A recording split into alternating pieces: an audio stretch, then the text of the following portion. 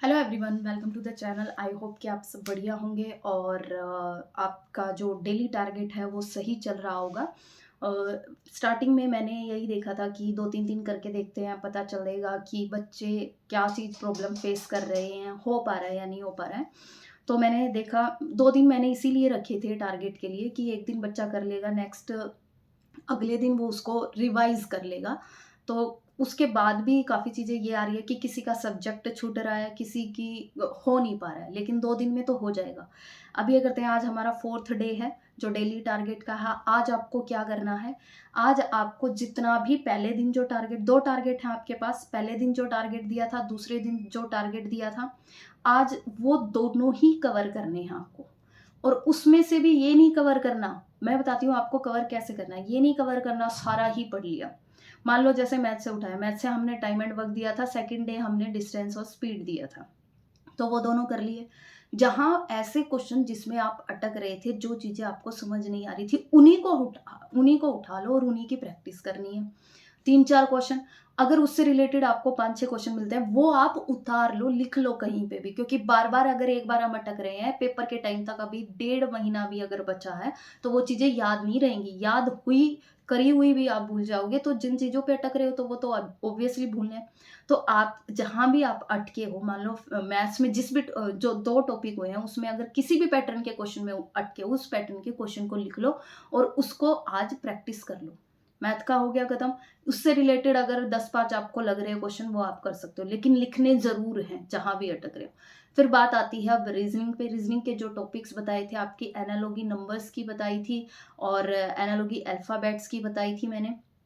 इनके 20-20, 25-25 क्वेश्चन लगा लो, इसकी ज़्यादा प्रैक्टिस, इसके सिर्फ क्वेश्चन लगा लो, कुछ सीखने की ज़रूरत, जहाँ मुझे लगेगा ये टॉपिक सीखने का है, वहाँ आप सीख सकते हो।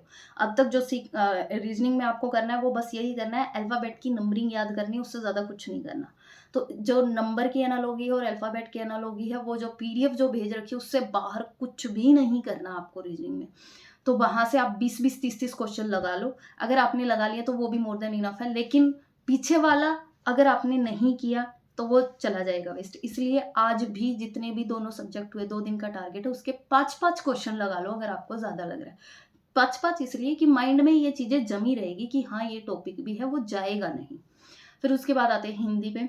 हिंदी में हमने क्रिया, काल कर लिया है, संज्ञा, सर्वनाम ये सब कर लिए। इनसे ये एक बार पढ़ने वाले टॉपिक्स हैं, एक बार पढ़ के आपको आ गए समझ में। क्रिया बहुत इंपॉर्टेंट है, काल बहुत इंपॉर्टेंट है। क्रिया से रिलेटेड काफ़ी सारे क्वेश्चंस ऐसे भी हो जाते हैं जो काफ़ी कंफ्यूजिंग रहते हैं। जहाँ मान लो किसी भी क्वेश्चन में आप अटक गए, वही क्वेश्चन आपको उस टॉपिक को और बेस्ट करा देता है, क्योंकि उस क्वेश्चन को लिख लो।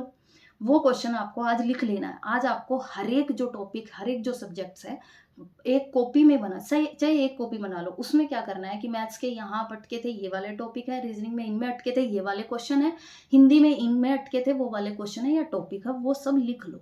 क्योंकि प्रैक्टिस उन्हीं की करनी है। उन्हीं में अटक रहे हो, इसका मतलब वही नहीं हो रहे।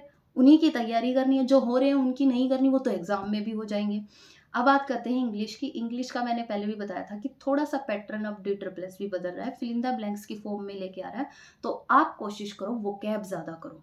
हालांकि ऐसा है, अगर आपको बिल्कुल फिर भी ये लग रहा है कि नहीं हो पा रहा, समझ में नहीं आ रहा टॉपिक वाइज, तो सीधा आप 150 रूल की कोई भी एक वीडियो देख लो, या फिर हम डिस्क्रिप्शन में दे देंगे, जो मैंने पहले भी आपको बताई है, सिर्फ वो देख लो। वीडियो से टाइम लग रहा है तो पीडीएफ भी मैंने भेजी है, तो पीडीएफ से देख के भी कर सकते हो, सिर्फ रूल रूल, क्योंकि वहीं से सिर्फ ग्रामर के आप फिल इन द ब्लैंक्स कर लोगे, इतने ही आएंगे, वहां से 101% हो जाएंगे। बाकी जो आते हैं वो वोकैब से रिलेटेड, तो जितने वोकैब से रिलेटेड आप कर पाओगे। अब हम आगे से ये करेंगे कि डेली की 10-5 वोकैब रोज भेजेंगे। कम करना है, लेकिन डेली करना है और ज्यादा बार करना है। मान लो 10 वोकैब परसों की होगी, 10 वोकैब कल की होगी, तो आपको 20 वोकैब होगी, तो वो परसों ही या कल ही करके नहीं छोड़नी है, वो आज भी करनी है। फिर उसी तरीके से हमारा जीके आ गया। जीके में हम आर्टिकल और अमेंडमेंट कर चुके हैं, रिवर्स और वो कर चुके हैं, रिवर और सॉइल कर चुके हैं। इंपॉर्टेंट चीजें आ सकती हैं, लेकिन ये नहीं मान के चल, ये जो चीजें स्टैटिक वाली, मतलब ज्योग्राफी की चीजें हैं या फिर पॉलिटी की है, जो आई हैं वही। तो जो मुझे लगा कि जितनी इंपॉर्टेंट है, वो हमने आपको वीडियो वगैरह, कंटेंट वगैरह भेज दिया है। जो मेरे खुद के नोट्स जो आज मिले हैं, वो भी मैं आपको दे दूंगी, जिससे कि आपकी हेल्प हो जाएगी।